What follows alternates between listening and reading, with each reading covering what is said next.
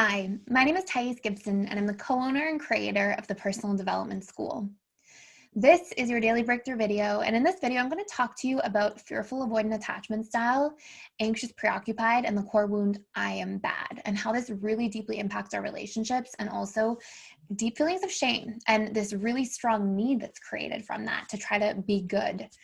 Now, before I dive into this video, I'm going to share some personal stuff today. I don't normally share too much, but this is the first, okay, so disclaimer first and foremost, I know that my sound quality might not be as good as usual. I'm using a different camera. I haven't had a chance to charge my other camera and get it all organized. But this is the first video I've actually recorded in a while, in like probably a little over a week. 10 days or so. And you don't know that because I pre-batch videos. So they go out in advance and like everything's organized in case I ever can't make a video. There's like a backup. And so today and tomorrow's videos will be like this. They'll be probably like a little bit less low quality because I'm just going to make 2 videos today. And I don't normally share too much personal stuff on this channel because I really want this channel to be about you guys, about your healing and your learning and your growth. And it's funny because I get a lot of emails like asking me personal questions, or like a lot of people ask me like about my life or history or zodiac sign or MBTI or all these different things. And it's so sweet. I like love that everybody wants to connect and is curious. And I, for one, am like super curious about people. Like I will look up people's MBTI on like personality database when I see things on YouTube and all these different things. I'm so curious. So I totally understand when people reach out like that, and I really appreciate it. But really, like, my mission of this channel is like provide healing and support for people who are going through pain and going through challenging times. Because as some of you do know from the little bits I do share personally here and there, I went through so much pain and unhealed attachment style and challenges growing up. And through learning all these really amazing tools and understanding the subconscious mind, I was able to get into such a peaceful space. And have like really thriving relationships. And so that's what I'm here to like share with you guys. So long story short, I was in the hospital this week, and I had an appendicitis. So I had my appendix removed, I guess on Monday, or I think I went to the hospital Monday and I had it removed on Tuesday. And I made some like significant changes to how I was eating and had some allergies and issues, and my body kind of reacted. And I think that led to the whole appendicitis thing. And the surgery itself was actually really easy. Like I was off pain medicine the next day and like haven't even taken Advil this whole week or anything. But the antibiotics, I have to take like 6 antibiotics a day, and they make me feel sleepy and drowsy, and they irritate my stomach and like just all these kind of side effects. So I haven't been my like best focused self and functioning self. So forgive me in advance. Hopefully it's not coming out externally, but internally I'm a little slower to process information, and a little drowsier and like a little more lightheaded. So if the video today and tomorrow aren't normal, I'm off the antibiotics on Tuesday and I should be back to normal later this week.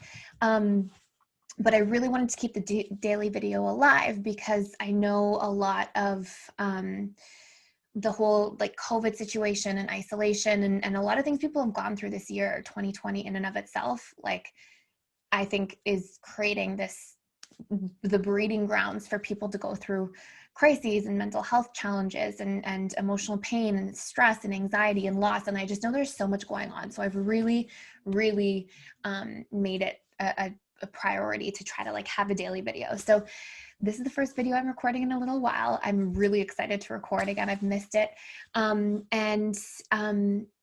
You know, one thing I wanted to say before I dive into like all the actual information, and sorry that the content is a little bit delayed, but I just wanted to say how much appreciation I have for everybody who, like, we had to email our community and like change the webinar on Saturday and have guest speakers in for our webinars on the Thursday, Friday inside of the school. And like, I just wanted to say a great big thank you to everybody who's watching this, and for all the like loving messages and support and appreciation. And I just felt so blessed when I went through this whole process because, you know, I had, you know, my once dismissive avoidant partner, who's now very secure, was like, you can't have visitors in the hospital because of COVID, at least where I am right now.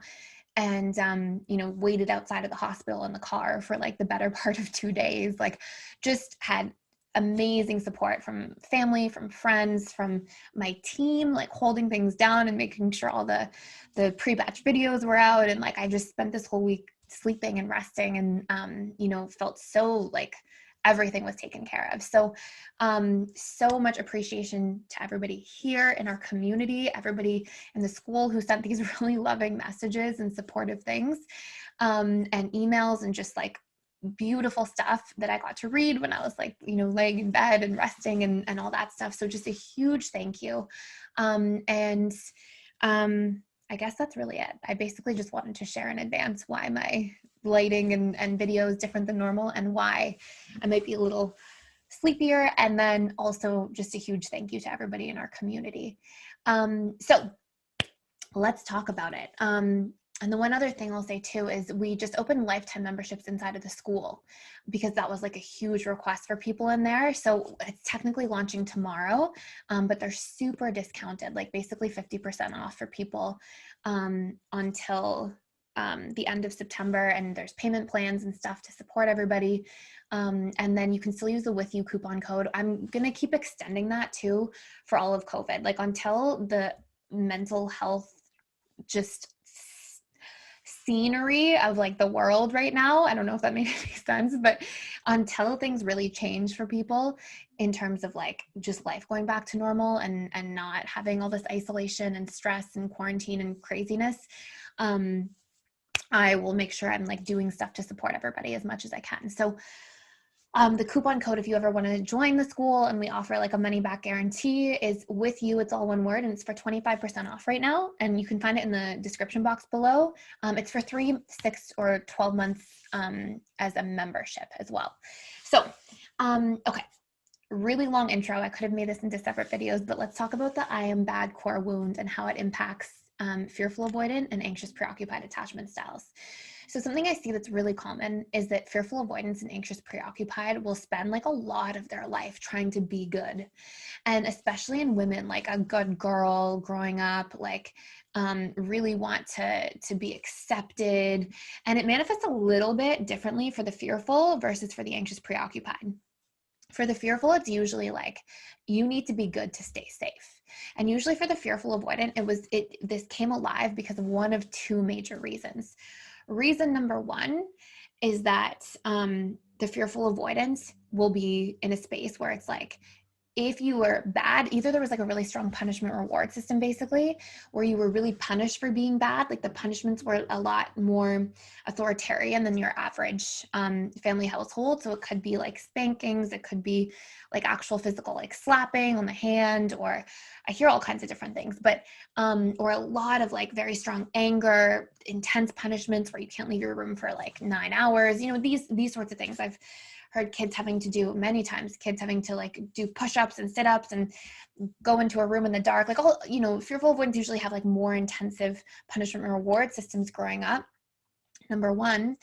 And also, it can also be that you had a caregiver who there was scary instances in your household where there was violence, there was anger, there was drinking or drugs in your parental figures. And you were like, oh my gosh, I have to be good, because if I rock the boat at all, like we've talked about in other videos, then something really bad can happen and I can become unsafe. So there's usually a link almost at a survivalistic level between you being good and pleasing and showing up versus and surviving and like actually staying safe and being okay in your environment. Now, anxious preoccupied, the link is different. The link is usually, it's still survival to a certain degree, but not as strongly. So it's usually like not about safety, but about not being disconnected.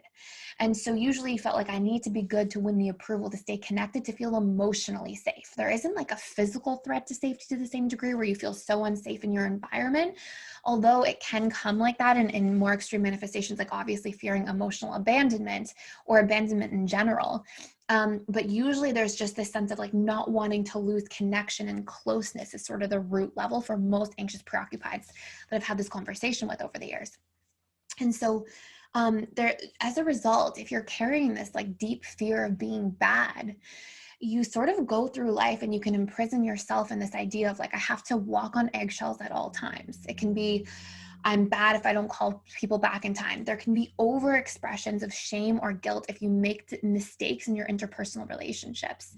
And if you look closely, anxious, preoccupied, and fearful avoidance usually are like very strong about not making mistakes in their interpersonal relationships. Usually they're like, they show up very well. And then anxious, preoccupied will stay there and be like perfectionists with how they show up in their relationships to a certain degree. And fearful avoidance usually will only be able to do that for so long until they feel like, I'm sick of doing this. I'm frustrated. You know, there's an imbalance, a perceived imbalance in the relationship, and then they can blow up and then feel a lot more guilt and shame. And so the cycle continues.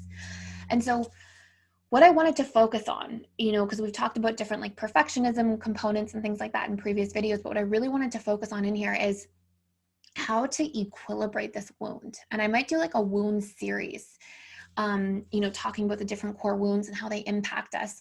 So some symptoms of this core wound would be things like people pleasing, feeling excessive guilt, excessive shame, feeling like very afraid of making mistakes or of disappointing people, really taking on a lot of like, I need to prove that I'm good. And you might not even be recognizing how much you do this until you look at how you're living your life and your behaviors. Like, are a lot of things you do trying to prove that you are like a good person? And I don't mean good enough. That can be a component too, but that's something usually more separate. But I mean like that you're good, that you're innocent, that you're, you know, what's the word? Like pure, like sweet, these sorts of things. And so that can be like a huge part of what drives you. Okay. And so what do we do when we're like carrying these painful wounds or these painful components? Well, we really have to look like, if you're trying to equilibrate and work through the core wound of I am bad, you're not actually trying to look for why you're good, because that can go into like good enough. And that's a separate core wound. You want to look for like, where is your innocence, and really finding your innocence. And how do we do this? So let's say, for example, you do something, you make a mistake, you forget to call somebody back, you overreact to somebody in your behaviors, you make a mistake in a relationship, you hurt somebody's feelings, things like this, and all this guilt and shame rises up. It doesn't mean don't go correct that mistake, 100% correct that mistake. But if you go in to correct a mistake from a place of like extreme personal shame, you're not going to show up with like clear thinking. You're going to be immersed in your own pain bubble, and then you're going to try to connect to somebody else. And sometimes trying to fix the problem in the relationship can actually be more about trying to alleviate this extreme cloud of guilt and shame you're carrying and it can stop you from seeing and hearing somebody else properly. And so what you want to do first is regulate that guilt or shame that you're experiencing. And it's going to be more shame related, by the way. And then you want to go have a conversation and correct the mistake. And so here's what we do when you experience this. Number one, you have to really look at what caused it. You have to humanize yourself. We're not here to, it's not fair, and it's not going to feel good to be perfect at caretaking our relationships and how we show up and putting all this pressure on ourselves in those areas. And then to forget that you're a human being and to treat yourself like a robot and think like, oh gosh, I can't believe I forgot to call that person back, and then beat yourself up and all these different things. That's going to create feeling like relationships are stressful and feeling like you're carrying this heavy burden. And so what you have to do is, when we make mistakes, you have to look at yourself as a human and be like, okay, maybe it was a big mistake. Maybe you like cheated on a test at school. Maybe you and got caught. Maybe you like, who knows, whatever this thing is that you're like carrying, you need to sit and you need to actually be like, okay, I will take accountability for that mistake. But in order to do so, I have to look at the root cause. And what you do, and when you're trying to do this, is you have to actually go inwards and go, okay, how did I grow up? What challenges did I experience in my childhood and my upbringing and past relationships? What fears did I have? And you have to write these things out. You know, what was I thinking or believing at the time when I did this thing? that I feel guilt or shame around? And, what pressures was I carrying? What needs was I trying to seek out to stay safe or to fix a situation? And you have to actually look at yourself as a human being and look at how you're doing your best. And this is a really important thing to do if you're trying to clear past experiences, if you're carrying guilt or shame from 5 years ago, 10 years ago, and actually look at yourself and be like, oh, here I was. And the idea is you have to write things out and you have to really take the time to be present and feel about this, feel about what you were experiencing, what you were going through, what led up to these moments. Because when you start finding your innocence and forgiving yourself and not carrying this I am bad wound that I see so many fearful avoidants and anxious preoccupieds carrying over like relatively small things a lot of the time, you stop carrying the story of yourself that way. And it leads you to not end up running into situations where you're going to keep guilting and shaming yourself. And how do we act when we're feeling guilty and ashamed? We either sabotage things because we think we're undeserving or unworthy, or we go through more pain, and it becomes cyclical. Like we're the best version of ourselves is when we are out of pain, not in pain.